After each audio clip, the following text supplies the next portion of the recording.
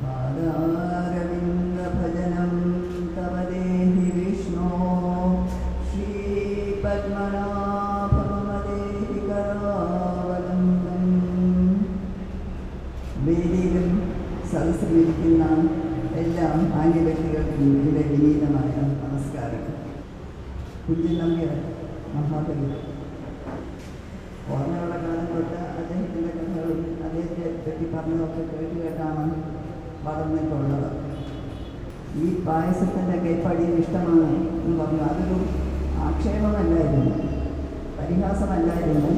അന്ന് ഒരു പന്തിഭോജനം നടക്കുന്ന സമയത്ത് മഹാരാജൻ്റെ മനസ്സുകൊണ്ട് അവിടെ വന്നിട്ട് പറഞ്ഞു, ഇന്നത്തെ പായസം കയ്പുള്ളതാണ്, കയ്പ ഇന്നത്തെ പായസം. അതുകൊണ്ട് എല്ലാവരും കുടിക്കുന്ന നിർത്തി. മഹാരാജാവ് കൽപ്പിച്ചപ്പോൾ തിരുവായ്ക്ക് എതിരുവായില്ല എന്നൊക്കെ പറയുന്ന പോലെ അപ്പോൾ എല്ലാവരും പറഞ്ഞു ആ ചട്ടി കയ്പെന്ന് പറഞ്ഞു. കുഞ്ചൻ നമ്പ്യാർ അങ്ങനെ സുഖമായിട്ട് കഴിച്ചുകൊണ്ടിരിക്കുക. അപ്പം അത് എന്താ നമ്പ്യാരെ കയ്പില്ലേ എന്ന് ചോദിച്ചപ്പോൾ അടിയന് ഈ കയ്പ് ഇഷ്ടമാണ് എന്ന് പറഞ്ഞു. അതൊരു വിമർശനമല്ല അങ്ങനെ. പക്ഷേ പലതും വളരെ ഹാസ്യരൂപേണ അദ്ദേഹം പറഞ്ഞിട്ടുണ്ടായിരിക്കാമില്ല. വേറൊന്ന് പറഞ്ഞു, പക്കത്തെ ചോറാണോ, അതൊരു പശുവിന് വയറിളക്കം പിടിച്ചു, അപ്പോൾ പക്കത്തെ ചോറാണോ ഒന്നെന്ന് ചോദിച്ചു എന്നാണ്. അതൊരു വിമർശനമാണ് ഒരു വിധത്തിൽ പറയുകയാണെങ്കിൽ. പക്ഷെ അതൊക്കെ അതൊന്നും ഒരു പോയിസൺ പെന്നുകൊണ്ടുള്ള വിമർശനങ്ങളല്ല. അതൊക്കെ ഒരു ലൈറ്റ് വിമർശനങ്ങളാണ്. ഏതായാലും വളരെ വലിയൊരു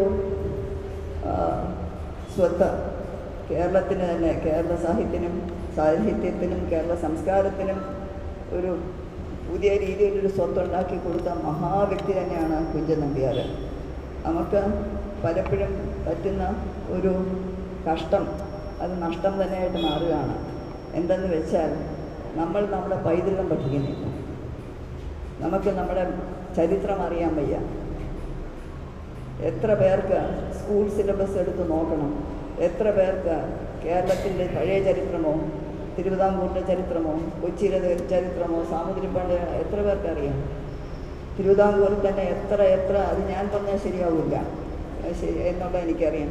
പക്ഷേ ഇവിടെ എന്തുകൊണ്ട് എനിക്ക് എത്ര എണ്ണം എനിക്ക് എടുത്തെടുത്ത് പറയാൻ പറ്റും? ആർക്കറിയാം? അറിഞ്ഞൂടാ. 1817 ദ റീഡിക്റ്റ് ഓൺ എഡ്യൂക്കേഷൻ റാണി ഗൗരി പാർവതിബായി സ്വാതി തിരുനാൾ തിരുമനസ്സിന് വേണ്ടി ഭരിച്ചിരുന്ന റാണി ഗൗരി പാർവതിബായി തിരുമനസ്സുകൊണ്ട് റീഡിക്റ്റ് ഓൺ എഡ്യൂക്കേഷൻ പ്രഖ്യാപിച്ചപ്പോൾ ഇന്നത്തെ പ്രൈമറി എഡ്യൂക്കേഷൻ്റെ മുന്നോടിയാണത്. നാട്ടിൽ എല്ലാവരും പഠിച്ചിരിക്കണം, അക്ഷരം അറിയണം എന്നുള്ള അതുകൊണ്ട് ഒരുപാടുണ്ട്. അതിലേക്ക് ഞാൻ പോകുന്നില്ല. റീഡിക്റ്റ് എത്ര പേർക്കറിയാം? തിരുവിതാംകൂറിലോ കേരളത്തിലോ അതിനെപ്പറ്റി എത്ര പേർക്കറിയാം? അതേസമയം യുണൈറ്റഡ് നേഷൻസിൽ ഈ റീഡിക്റ്റ് പബ്ലിഷ് ചെയ്തിട്ടുണ്ട്. ഇത് ലോകത്തിൽ ആദ്യമായിട്ടാണ് ഇങ്ങനൊരു സ്റ്റെപ്പ് എടുത്തിരിക്കുന്നത്. ലോകത്തിലാദ്യം. നമുക്കറിയാമോ? അറിഞ്ഞൂടാ. നമ്മുടെ സ്കൂളിൽ പഠിപ്പിക്കുന്നുണ്ടോ?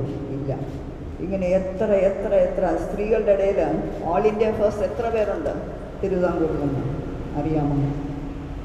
നമ്മുടെ ഒബ്സർവേറ്ററി, നമ്മുടെ കാഴ്ച ബംഗ്ലാവ്, നമ്മുടെ മെനാജറി, നമ്മുടെ റോഡുകൾ, ഹാർബർ, പാർവതി പുത്തനാർ, വർക്കല തുരങ്കം, സെക്രട്ടേറിയറ്റ്, ഇന്നിപ്പോൾ മാറി. പക്ഷെ പണ്ട് BJT ഹാള്, ഇവിടെ കാണുന്ന aerodrome, railway station, all India radio, public health laboratory, university, എത്രയോ കോളേജുകൾ,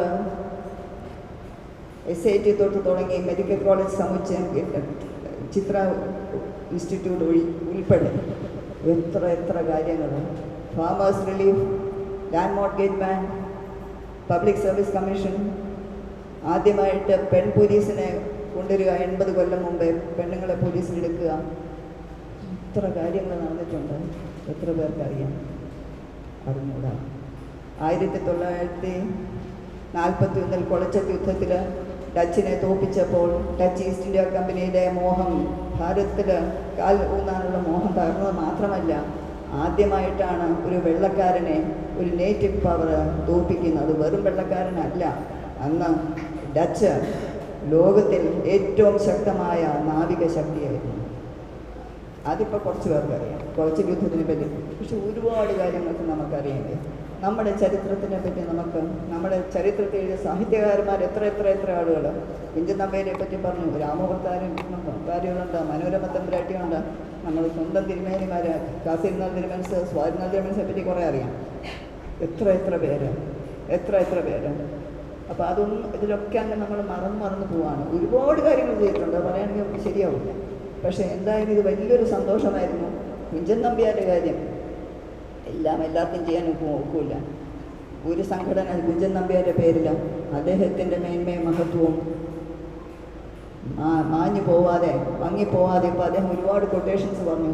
എത്ര പേർക്കറിയാം കുഞ്ചൻ നമ്പ്യാരെയാണ്? നമ്മൾ സാധാരണമായിട്ട് ഉപയോഗിക്കുന്നതാണ്. മുല്ലപ്പൂണം ഏറ്റുകിടക്കും, കല്ലിനും ഉണ്ടാവും ഒരു സൗരഭ്യം എന്നൊക്കെ പറഞ്ഞാൽ കോമൺലി യൂസ്. പക്ഷെ ആരാണ് അതിന് ഓത്തർന്ന് എത്ര പേർക്കറിയാം? പിന്നെ ഇന്ന് അദ്ദേഹം പറഞ്ഞതിൻ്റെ കൂടെ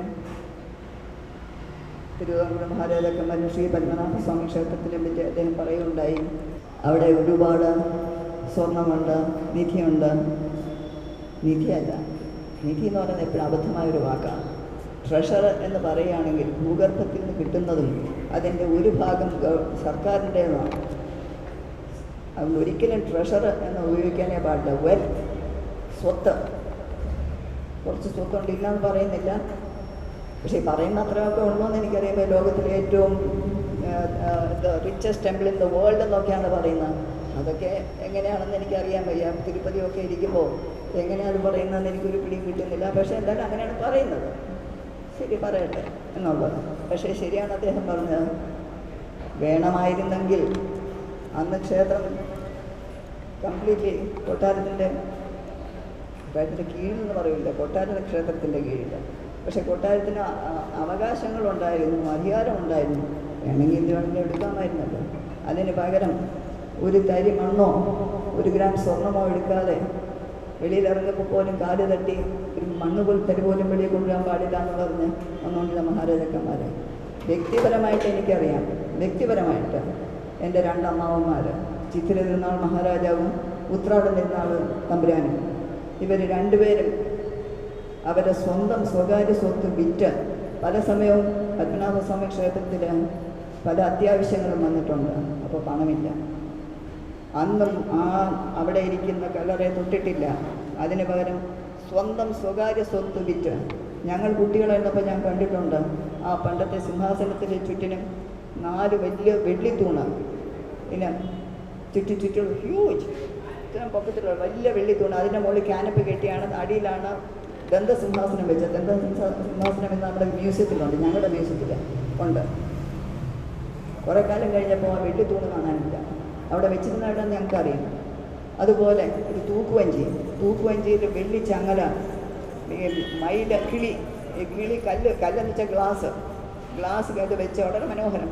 പക്ഷേ ചങ്ങല വലിയ കട്ടിയിലുള്ള വെള്ളി ചങ്ങലയിലാണ് തൂക്കുവഞ്ചി. വിശാഖതിരുനാൾ തിരുമനസ്സാണ് മരച്ചീനി ആദ്യം നാട്ടിൽ കൊണ്ടുവന്ന വിശാഖതിരുനാൾ തിരുമനസ്സാണ്. പത്മനാഭൻ നാട്ടിലാരും ഭക്ഷണം കിടക്കരുത്. തിരുമനസിൻ്റെ കൊട്ടാരത്തിൽ ഈ ഇതുകൊണ്ട് എത്രയോ കാലം ഞങ്ങളിരുന്ന് ആടിയിട്ടുമുണ്ട്. പിന്നെ അതവിടെ വാടകയ്ക്ക് കൊടുത്തപ്പോൾ ഇതെല്ലാം ഇളക്കി മാറ്റി വെച്ചു. ആ ചങ്ങല കാണാനില്ല. എവിടെയെന്ന് അന്വേഷിച്ച് നോക്കുമ്പോൾ ഇതെല്ലാം അമ്മാവന്മാർ ഓരോ പ്രാവശ്യവും പത്മനാഭസ്വാമി ക്ഷേത്രത്തിന് ഫൈനാൻഷ്യലായിട്ടുള്ള അനിവാര്യമായിട്ടുള്ള ആവശ്യങ്ങൾ വന്നപ്പോൾ അവരത് വിറ്റ് ആ പണം അവിടെ കൊടുക്കുകയല്ല, സമർപ്പിക്കുകയായിരുന്നു.